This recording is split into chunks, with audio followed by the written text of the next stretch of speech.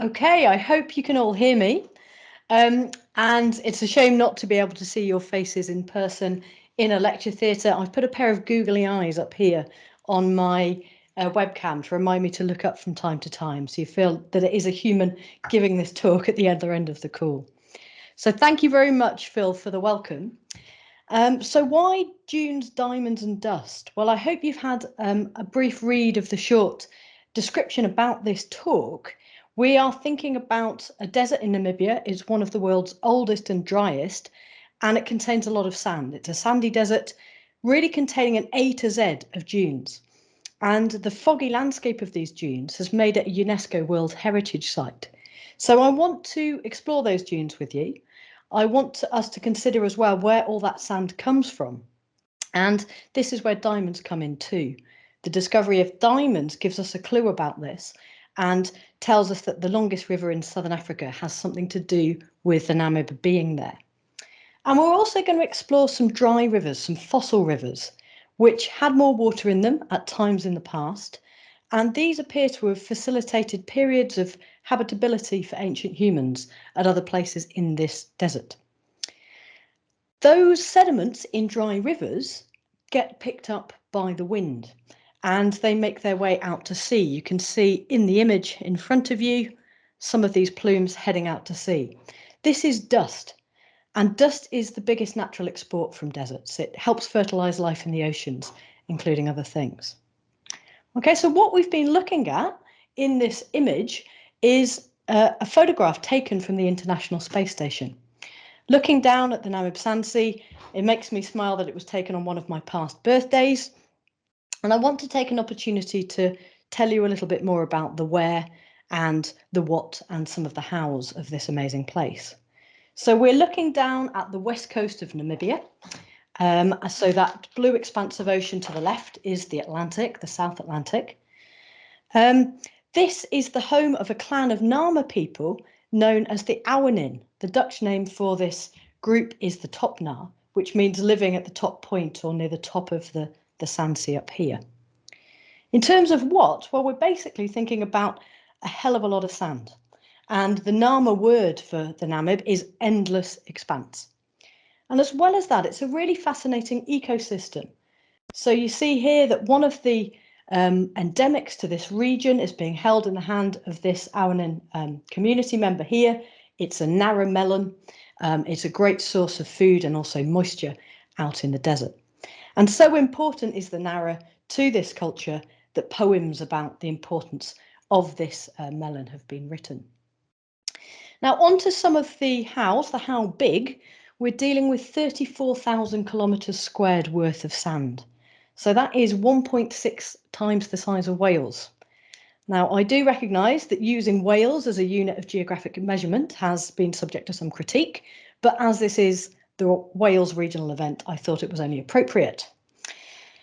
If you prefer sports and football pitches, we're talking more than 2 million football pitches worth of sand here. And in terms of some other hows, how dry is it? Well, it's a very dry place. It receives on average about 20 millimetres per year of rainfall. Here in Manchester, where I'm talking to you from, it is reliably raining again, and we get 900 millimetres of rain every year. But what it also does get is fog. And here we see a photograph of fog in these dunes. I think this might be my colleague Giles Wiggs having a walk up the foggy sand dune in the north of the Namib. And fog is a really important source of moisture here too. And it gets foggy between something like 60 and 200 days every year. And sometimes that fog pushes 100 kilometres into the sand sea. And that's important to feed these narrow melons, for example. Now, it's a two-layer sand sea. So underneath there is sand that has turned into rock. It's turned into sandstone. Old red sandstones, 30 million years older. We also have red sandstones in the United Kingdom. So if I get on a train and head down to Stockport from Manchester, there are wonderful outcrops of sandstone there. And that's from when our plate was in low latitudes in desert belts and we were getting sandstones formed, which have now migrated up and make up part of the United Kingdom. Now above that, we have all the soft sand, the stuff I go and dig holes in, the stuff that as you climb these dunes gets into your boots and when it's windy gets up into your mouth and your eyes and your ears. And this is the stuff that I study, the loose sand at the top. This is the Quaternary Desert of the last couple million years. And let's give a hint as to why this is so dry then. I hope what you notice in this image is that the air is very clear, aside from these dust plumes. We have descending air. An air that is descending doesn't produce rain. It's rising air with moisture in that leads to the formation of clouds and rainfall. But also the ocean has quite a lot to do with this. As the plates moved apart at the mid-Atlantic ridge, that was done by probably 80 million years ago, but there's been a cold current, we think here, for at least 32 million years. And a cold moisture source, you don't get a lot of evaporation off the surface, so it suppresses rainfall, but it does contribute to the fog here. So let's explore at the global scale with the Namib Desert down here, the Namib Sand Sea for reference, why we find drylands where we do. Okay, so close to the equator, where it's hotter, we get rising air, and where rising air above oceans will pick up moisture and clouds will form. This drier air then starts to descend back down to Earth from the atmosphere at around 30 degrees north and also south, as you'll see in the moment. And the return of surface flow in terms of winds to complete that circulation is known as the trade winds. So you may be familiar with those in terms of the importance of the trade winds for sailing ships, for example. Same circulation cell, a Hadley circulation cell it's called, is found in the southern hemisphere, and that's at the location we find the Namib. Now, I mentioned cold ocean currents, okay? It's the Benguela current that's important for Namibia and the Namib Sand Sea, and there's another big important one off the coast of South America known as the Humboldt current. And that's another reason why the Namib is dry. And there's two other reasons which are less important for the Namib itself. One is how far away from the ocean you are. So the further moisture has to travel from the ocean inland, the drier the air gets. This is known as continentality. And we can see it's particularly important in the middle of North Africa, for example. And there's a fourth reason. Prevailing winds interact with topography, with mountain ranges. And the wind hits the mountain range and more rain falls on the upwind side and the air descends the other side dry. So we have a topographic effect with dry air on the downwind side of mountain zones. Now let's also have a quick look at this image from the Millennium Ecosystem Assessment. This map shows us we've got 4 different shades of drylands, but also, and importantly, it highlights some key facts and figures for us about drylands. The first is, if we take all 4 categories together, 40%, more than 40% of the Earth's surface is covered in drylands. And the second thing is that lots of people live here, and that's something you might not automatically think about these regions. Something like 35% of the global population lives in what we could call a dryland. So how do we define one? We use something called an aridity index, and that's based on looking at the moisture balance in a system. So what's coming in? Things like rain and fog, and in cold deserts, snow, and what moisture is being lost. So any standing water will quickly get evaporated. The same in soil moisture will get evaporated, and what's taken up by plants. So we have a simple index, which is a simple fraction of P, which is the precipitation, that coming in, and then PET, which stands for potential evapotranspiration. That's what we're losing to the system. And if you're in a hyper-arid zone, this ratio is incredibly low. It's less than 0.05, right the way through to our dry subhumid, which lies somewhere between 0.5 and less than 0.65. So back to our foggy Namib. Okay, you can see in this satellite image some of this fog pushing into the north of the Sand Sea. And it's this unique foggy ecosystem and the dunes which made this eligible to be a UNESCO World Heritage Site, awarded in 2013. And if you're interested, if you Google UNESCO Namib Sand Sea, this is the landing page you'll find to learn a bit more about why it was nominated as a World Heritage Site. But the part I want to take you through is not the ecosystem so much as the dunes.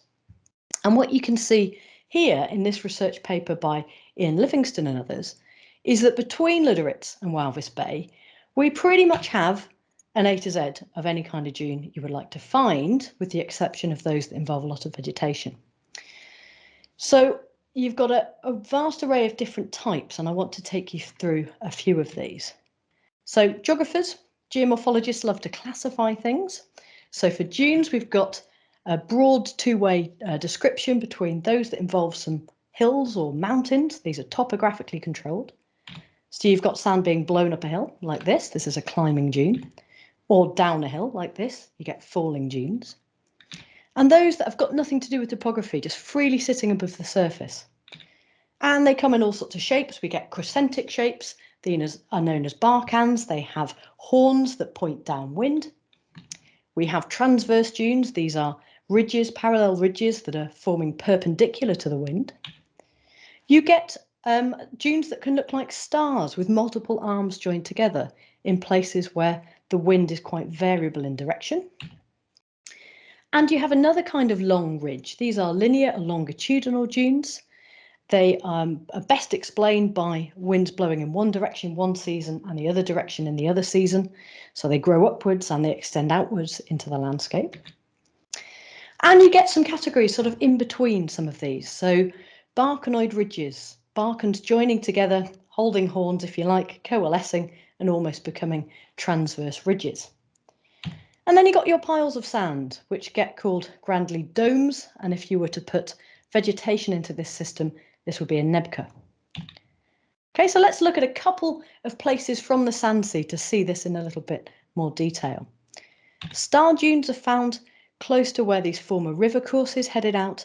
So just north of the Tausub here, you can see 1, 2, 3 different arms there, and then joined together to another star dune up here. So the winds are more variable in this part of the sand sea. We then have linear dunes, and they come in a variety of different kinds in the Namib. So we have some that we could describe as simple, in that they have sort of straight lines or crests at the top of them. And in this area, they're spaced out a couple of kilometres. If you go further west, the dunes are a bit smaller and closer together, but hopefully what your eye can also see is that there's a hint of lines in that direction and another hint in that direction. So you've got linears superimposed on other linears. They're known as compound. And then when you start to look at some of these other dunes, they're still high, long ridges that stand up 100 or 200 metres above the surface. But the top of them is much more complicated, with these crescentic shapes and other shapes over and above the top of the linears. And these are known as complex. If we head a bit further west and north then, we've got some beautiful examples of barkhans. Here's one that we can see here, a couple of kilometres wide. And you have a variety of the transverse features. They might be close, so closely spaced, or widely spaced. And here in the pink, we can see some widely spaced transverse, each ridge a kilometre or so apart. And I think we've got some of these barchanoid ridges in our image here too. If I draw a ring around there, we find some barchanoid ridges. And dunes in the Namib are so archetypal that if you go and study other planets with dunes, including Mars, they get named after things from Namibia. Indeed, this one that Curiosity rover has taken a picture of in Gale Crater is simply called Namib Dune. And this is a beautiful barkhan in the Gale Crater. And a comparison of dunes on Earth and Mars is the subject of quite a lot of academic research, including this paper back in 2009 by my colleagues Mary Burke and Andrew Gowdy. Now, the other thing that geographers love to do is to classify, and geomorphologists as classifiers to explain. So explain what the key controls are. And this is the classic textbook diagram you see, based on work from the 1940s and the 1980s, where the wind is plotted and how variable it is on one axis and the amount of sand supply on another. So if you take your star dunes, they are where the wind is most complex in terms of variability of direction, and they tend to have a plentiful sand supply and be big features with lots of sand in them. Our linear dunes, that's with the bidirectional regime, one season then the other, fall here, and they can be small or big depending on how much sand supply is available. And then we've got transverse dunes, which tend to be towards the single wind direction on this part of the diagram. And down here, barkhan dunes, Okay, so unimodal winds again, this time lower sand supply. So as you see in the background of the image, they're often moving across a sand-free surface. And if you go onto Google Earth again, go south of the sand sea, you see trains of these barkons joined up together, and they can move through the landscape at tens of meters per year. So if we look at the sand sea at the large scale, and again we look at the work of Livingstone and others, you can take wind directions and speeds to work out something about where your sand is going to go. So this is from satellite data. And if we look at number 8 here, what we're looking at is a wind rose. So it shows the direction from which the wind is coming. As you get further away from the centre of that target, that's the percentage of the time the wind's coming from that direction. And then we've got different colours for wind speed. So you can see here it's quite variable. Sometimes it's 7 to 11 metres per second, sometimes 4 to 7. And I think there's a few of that purpley blue where the wind gets more than 22 metres per second. Now from that, you can make some predictions. You can work out the resultant drift potential. And all that simply means is what direction and how far is your sand going to go. So for number 8, the sand's going to go broadly north because the wind's coming from the south. And it would go further if that arrow is longer and these wind, the amount of time the wind is blowing is more consistent. Okay, and the wind speed will have an effect as well. This is really useful, and I think Giles is on the call if you are working on projects like Giles does to help people mitigate the migration of sand around things like railway tracks. And this is Kieran Nash, who was at that point a PhD student, doing some monitoring to try and understand more about sand drifting across this Namibian railway track. What I'm particularly interested in is working out how these piles of sand accumulate and come to be the dunes. Now, for a region as large as 1.6 times the size of Wales, we don't yet know that much. Okay, it's from 3 key regions and 4 dunes and about 50 luminescence ages that we have a handle on these fascinating dune systems. And you take samples like this with big bits of hand augering equipment. You keep your samples in the dark, you bring them back to the lab, and then you work hard to estimate how old they are. So what's this all about?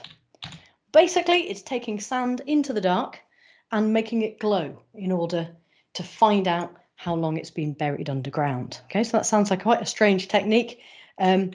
This cartoon might help me explain a little bit about how this works. And this is from a publication put together for English Heritage by Jeff Duller and others. So imagine your sand grain is a little rechargeable battery. It can store a charge. You can make it empty that charge by exposing it to sunlight. This is called a bleaching event, so we're getting rid of the charge in the battery, or all of our electrons in our sand grain are getting released. So the signal is zeroed, it's bleached, it's emptied. We have a point in time to start from. You then have sand being covered by other layers of sand. Here's some Namib sand here, okay?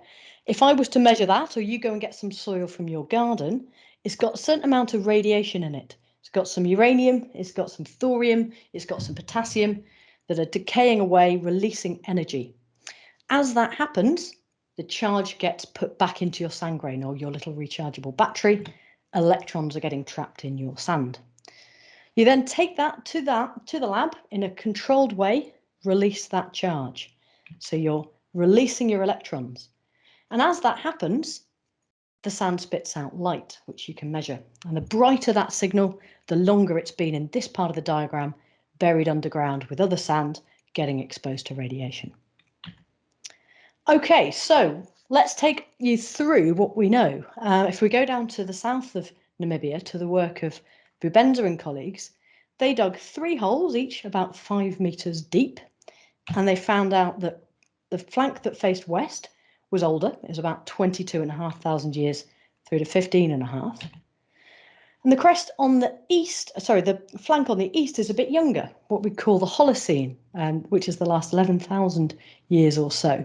It's 10.4 to 8.8 thousand years old. Okay, so that's a vague handle on how old some of these complex linear dunes might be. But if we jump all the way up here to Narrabeb, where I did some of my PhD work, we see This time I was able to drill down in steps 7 and another 3, another 6, another 7. And it's on a nice dune-free surface. It's more of a simple linear dune, if you like. We've gone deeper than in the south, and the deeper you go, the older the samples. So all of this, if we average it together, there's quite big errors on our estimates at this point in time. All of this centred on around 110,000 years old, with some younger material here close to 70. And then we jump further north again, and this is some really lovely work by Charlie Bristow and colleagues, where they're using ground-penetrating radar along with luminescence. And this is a way you can put on X-ray specs, look into the dune, and see where the layers are. Okay, so using the radar, they picked out where the layers of sand are at the toe end of this dune. And then they simply chose 3 layers to sample for luminescence. This is the oldest over here, around 1,500 years old, 1,570, and this is the youngest. So it seems this one's on the march from east to west at about 12 centimetres every year. However, over here, another piece of work by the same team was looking at Visitors Dune, called that because if you go to Gobabeb, you're probably going to walk to that one and sit and watch the sun go down. Now, there are 3 key phases of accumulation recorded in this dune, and the oldest is about 6,000 years old, just under. But this one, just next door, is heading the other way. It's going about 13 centimetres a year from west to east. So these complex features up here are young, much younger than down at Narrabeb. And either they're migrating in opposite directions or something's happening to the superimposed features on this one. That means that those are kind of being blown around by winds coming from the east, whereas most of the entire linear form next to it is being pushed by those westerly winds. Now, when I go to this sand sea, when I first did, I think this was the question that I had. Where on earth did all that sand come from? And to understand this, it's a lovely study by Garzante and others. And they describe the sand sea here as an erg, that's another term for the sand sea. And they've taken samples of sand from various places across the erg and from all of these rivers I've labelled here, including the River Orange, which is the river that marks the border of Namibia and South Africa. And what strikes them when they look down the microscope is just how similar sand from the Namib Sand Sea looks compared to that of the River Orange. So you can see similar colour minerals here. And if we'll look at a triangle plot in a second, this leads them and earlier authors to suggest that it's got something to do with the River Orange. So the Namib is possibly a wind-displaced delta of the Orange River, with the sand heading onto here, marine processes, and then wind-based processes to blow it on land. So if we look at the amount of quartz and feldspar and volcanic lithics we find, these coloured dots are different sands across the sand sea or erg. There's coastal sands, and then we've got those rivers that you were seeing on the previous map flowing from east to west. And we've got the River Orange with these orange dots too. And hopefully what you see is that there's a greater similarity with the River Orange and a few of these east-west rivers, and less affinity with some of these others like the Zebra River over here. So this is a fingerprinting technique, if you like, to work out where in the landscape the sand came from and where it's been moving to. Now there's another method you can throw into the mix to fingerprint, and it involves painstakingly picking zircons out of this pot of sand, crushing them down and measuring their uranium lead content. Now this spectra actually tells us when zircons formed in the ground, but we're not so much interested in that as again a fingerprint for where on the earth they came from, or where here in Namibia and South Africa they came from. And all I want to point out to you is that these ones here from the Orange River and the West Coast have far more similar spectra to each other than the ones in these that are running east-west, and they all have more similar spectra. Okay, so this simply suggests that the red dots all came from the same place. Now, the other thing that's done in this nice paper is some cosmogenic dating to work out something about how long the sand has been spending in this sand sea. Okay, this is quite a complicated method, and I want to just give you a hint of how it works. Okay, you have cosmic rays from outer space that are bombarding the Earth. They are bombarding our skin and making us age. Some of it is sheltered by the Earth's magnetic field, but we still receive this radiation. Now, as that happens, our grains of sand now are building up isotopes of aluminium and beryllium through time when the sand's at the surface. And these are radioactive. So once your sand is then buried by at least 2 meters worth of more sand, they start to decay away. So you get a decay of that signal after burial. So it's looking at these ratios and doing something else, looking at a further one called neon 21, which simply builds up, is stable, and stays put when the sand is buried. Putting that into a mathematical model on this, a plot of ratios versus concentrations, and you'll see that all the samples are centered around this line, which means that it's taken 1 million years. Okay, so we've got 1 million years worth of burial, then re-exposure, then burial, then re-exposure. So our sand dune painstakingly makes its way from south to north, taking at least 1 million years. And if we put all of that together into a sort of simple box diagram, you can see wind displaced delta, yes, but probably just in the western component. Whereas if you were to take sand up here, 98% of it has an affinity with stuff from the Kuzeb. And it shows here the longshore transport by the ocean and the dominant southerly winds. Okay, so that's been quite a lot of science. So next I want to take you on a little bit of a journey with a story. Imagine we are standing together in the Sand Sea. It's 1908 and it's February, and we're not far from Lüderitz in the south. And it's probably not moonlight, but maybe it was, because it's railway workers building one of those railways and working very hard. Perhaps they did do night shifts. Now, Zacharias Lawala, one of the railway workers, picks up a shiny pebble and takes it to his supervisor, August Stauch. Stauch had been born in Germany and was working out in Namibia, and in the desert he had developed a hobby. He was interested in different rocks and different pebbles and stones. He was a mineralogist in his spare time. So the story goes he may well have told his workers to look out for shiny pebbles. And Zacharias himself actually may have worked elsewhere in South Africa where diamonds were being found. So this shiny pebble was indeed a diamond, and this led to a diamond rush in this part of Namibia, including the building of this German town called Kulmenskuppie, just inland from Lüderitz. And it was built in the style of a grand German town. It had a school and a hospital, but with the opulence from the diamonds, it also had a ballroom and a casino. And this might have been one of the large residents of some of the heads of this diamond mining work out in the Sand Sea. Now, it became easier to get diamonds elsewhere from the 1920s, and by 1956, Kulmenskuppie had been abandoned.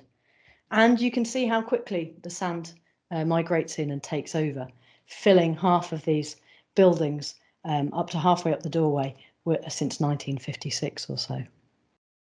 So where might this come from? And I wonder if you've already got any clues from what I've said about sand.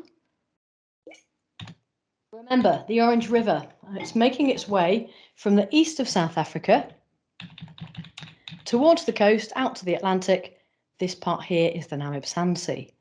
Okay, so as well as moving that sand, it is an ancient diamond superhighway. It's moved our diamonds towards the coast as well. And if you go offshore, there are times when sea level has been lower. We're talking geologically, so long periods of the past now, maybe 19 or 20 million years ago, not our smaller fluctuations you might be familiar with in the Quaternary. There is a big canyon from the river mouth of the River Orange. So remember, there's going to be sediments off sea. We'll return to that in a moment. So let's delve back into a little bit of science, this paper by Phillips and Harris. What I want to draw your attention to is this grey line. Inside here is a geological region known as the Kalahari Craton. And very aptly, Phillips and Harris have chosen diamonds to show the places where diamonds are found and mined. And look out for the one with K. I'll give you some help with the arrow. This is a place in South Africa called Kimberley. There's Kimberley in the background. There is a large mine, very imaginatively called Big Hole Mine. I think they started to use big hole mining around 1878 or so, and it was the most valuable source of diamonds on the globe for about 100 years. But Kimberley is named after why we have the diamonds in the first place. Things called kimberlite pipes. So a couple of 100 kilometers below our feet, we have hot molten magma. And when things like water get into here, it gets very explosive and it can shoot up to the surface of the earth through what are called kimberlite pipes, maybe 400 meters per second, lots of heat, lots of pressure. All of our host rocks around here, if they happen to contain carbon from old plants and other organic material dying, is going to change that carbon into diamonds through the heat and pressure. So what were these people doing in their study? Well, they were able to work on diamonds, ones that had impurities in them. So these green blobs, they're known as clinopyroxenes. They extracted those, crushed them up, measured them in a machine. They also took some landscape evidence from what's left in the landscape, and it's understood that around 70 to 66 million years ago, rather than the Orange River, we had two parent rivers, the Karoo and the Kalahari, and through time they captured, the Kalahari River captured the Karoo, and we can see some of the dashed lines behind, that is other river systems that drain into what's now the Orange. Okay, so we need to also bear in mind that these rivers took slightly different courses in the past, but they do drain this Kalahari Craton. Now they took diamonds from here in Namibia, and also up here they were allowed to work on some from Arapa in Botswana. And looking at these clinopyroxenes, again, it really is giving you an age of formation, but that's not so much what we're concerned about as how similar are the spectra. Okay, so Namibian diamonds and Arapa diamonds overlap. And so perhaps as much as 80% of those Namibian diamonds come from sources like Arapa that fall within the Kalahari Craton. Now, this is some of the modern ways of extracting these diamonds. This is a small-scale digging operation in some of the river terraces of the Orange River. And if you read Mining Weekly, I'm not sure that everybody does, part of the problems is now sort of political and about laws as to who can access and who is allowed to do this diamond mining. And some of the smaller firms can sort of change their technologies more quickly. Now, the other thing that's been happening, particularly in Namibia, is that the land-based diamonds are getting harder and harder to find, but we still have these diamonds placed out at sea. So the Namibian government and De Beers invested a lot more money from 2017 onwards into ships like this. These are trawlers, and they send grabs down and they are scraping the Atlantic Ocean for diamond finds as well. So from the Orange River, which flows out down here, we are now going to step back towards the Sand Sea and think about some of these other systems which are now fossil rivers. So I'm going to take you back to Narrabeb. Okay, I dated the sands to work out something about the dune, but there's also, and I think you see it in this image here, a very strong sense that this river must have flowed further west across this dune-free plain at some point in the past. And in this dune, we have a bunch of water lane units, some muddy sediments laid down by water rather than the wind. Here's Narrabeb, and I think you start to really clearly see that, the dark and the light stripes, muddier units and sandier units. And we got to work, so big thanks to supervisors at the time, Heather Viles and Dave Thomas, and also to Hartmut, who drove us around and made sure we didn't get lost in various of these interdune corridors. So these are the four cores that we dug in the desert heat. And here's our luminescence ages. Okay, so we're at the edge of this technique as far as how far back in time you can go. So the eagle-eyed amongst you will notice that as you go down with depth, you're not getting a consistent increase in numbers as we would expect, oldest at the bottom, youngest at the top. But we've got some age errors on here, and if we average it all together, what I told you before, it's around 110,000 years ago that this looks like it was a ponded up water rich environment. Now, one of the things that this demonstrated is the previous estimates of how old this site were based on looking at inorganic carbon within those muddy units. And that suggested that radiocarbon ages of this site something like 30,000 to 20,000 calibrated radiocarbon years ago. Now, trying to radiocarbon date inorganic things, okay, I won't get technical. There are problems for it for a number of reasons. And I think we managed to conclusively suggest that this is a much older site than that previous chronology suggested. Now, I've got this, hopefully that is not blocking your screen. I've got a presenting bar at the top. If we put this together with two other sites that I visited, we seem to have this ponded up system around 110,000 years ago at Narrabeb. And then the river system seems to dry up, but potentially quite slowly, back to a second site. Here we've got more evidence in the landscape. Again, luminescence ages 17 to 13,000 years old. Potentially very rapid drying up or coming and going of this river. Back here at ancient tracks, there is evidence that the water's around about 13,000 to 10,000 years ago. So you've got progressive drying up of this river system. Okay, today, in wetter years, it will pond up and stop at this place known as Sondab Flay. So if it's wetter, and if it's substantially wetter 110,000 years ago, so the river flows all the way 60 kilometres further into the desert, it suggests that over here in the mountains to the east of the desert, more rainfall was falling at 110,000 years ago, a wetter period in Earth's climate history. Now, this is partly a little advert to show one of the things I'm going to be doing this summer and hopefully actually getting out to do some field work after a few years of interruption. I'm going to be working with some archaeologists, some based at the University of Witwatersrand in South Africa and others based in the States.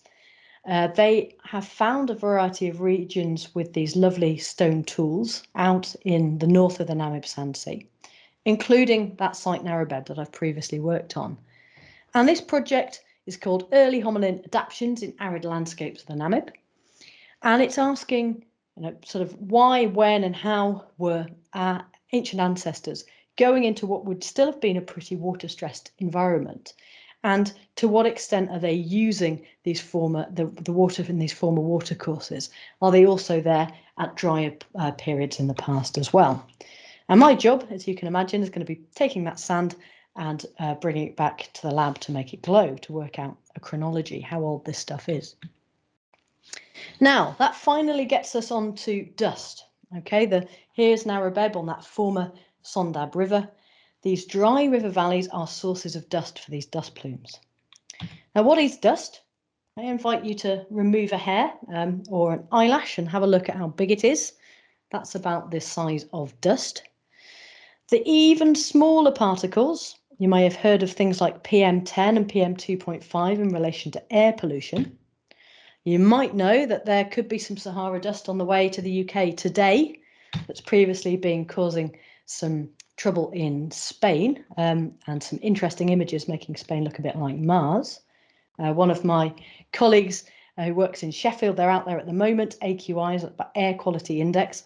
They've gone back indoors because there was so much dust in the air. It's not at all good for getting into your lungs and stuff.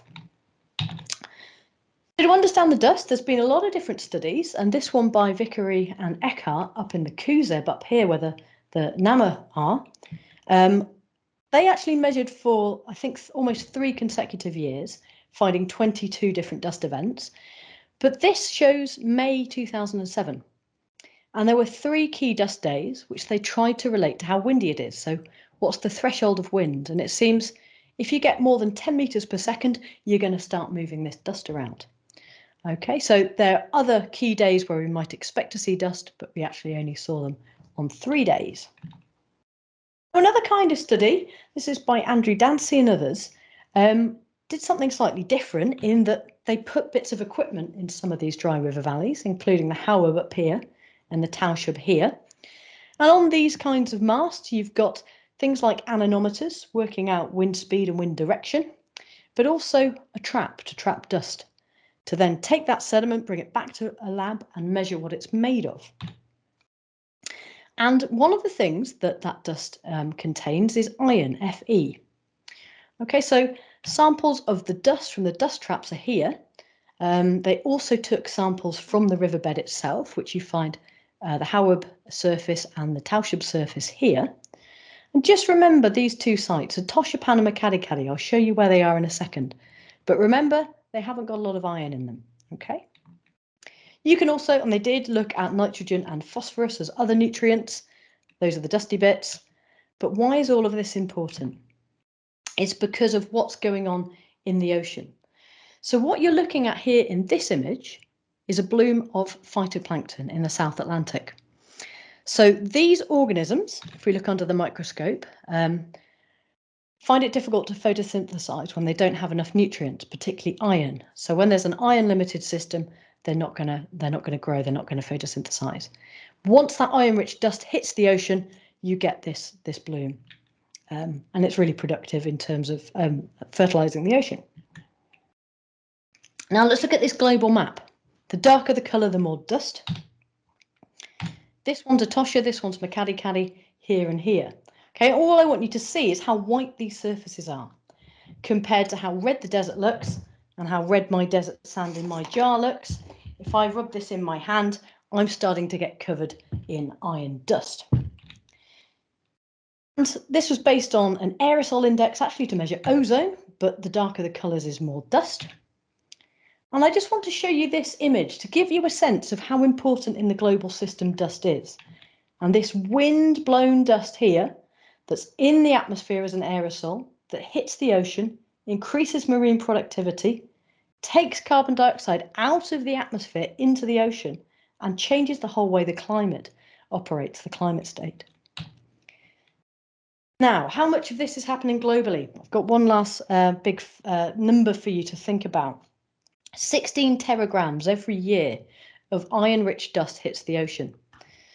And I have no idea what a teragram is, no concept of it. So I looked up the Golden Gate Bridge in California, and it weighs about 0.81 teragrams. So imagine that's all iron, smash it into smithereens of dust-sized particles and throw it into the ocean. And that's what's going on every year in the global system. Okay, lastly then, I want to show you this, and I may have to move, I can't move it across. Let's escape. I've got the rolling simulation. Here we go. Let's press play. This is a beautiful simulation of all sorts of aerosols in the atmosphere, and the reddy orange one is dust. And you can see all of it heading out of North Africa. This is a simulation simulating what it was like in 2006 in September. But you can see how the dust gets picked up by the air, starts to move in the global wind system. You can see it whipping back across, hitting Spain, hitting the UK, as it's starting to happen now. Okay, so where's that taken us? What do I want you to go and cook your tea having a think about this evening? What are the conclusions? Well, we have a desert here in Namibia for at least 80 million years, an ancient sandstone, which is possibly 30 million years old, and a modern sand sea, which is somewhere in excess of 1 million years. This has a wide variety of dune types, an A to Z of dunes, and you now know that which one you're going to find is controlled by how variable the wind is and how much sediment we have. The whole thing is predominantly a wind-displaced delta of the Orange River. That's the longest river in South Africa. And this river was also, tens of millions of years ago, a diamond superhighway. The sand is moving in this system from south to north, stopping at the Kuzeb River, which occasionally flows with water. And we currently have some insights into dune ages. I've been standing here with this yellow Pelly case. This is a portable luminescence reader. One day I hope to get back with a portable reader as well as with these archaeologists to try and get rough and ready ages or estimates of how old different patches of sand are in the sand sea. Hi, this is Bill. Oh. I'm a climate scientist. I need to turn off that. Okay, these ephemeral rivers drained west and they once had a lot more water in, and our ancient ancestors seem to have been utilising this water. And lastly then, these dry rivers are now a source of dust, which is incredibly important for things like fertilising the ocean and maintaining our climate into a certain climatic state. So thank you very much for listening, and I'm happy to try and look in the chat box and see if anyone's got any questions.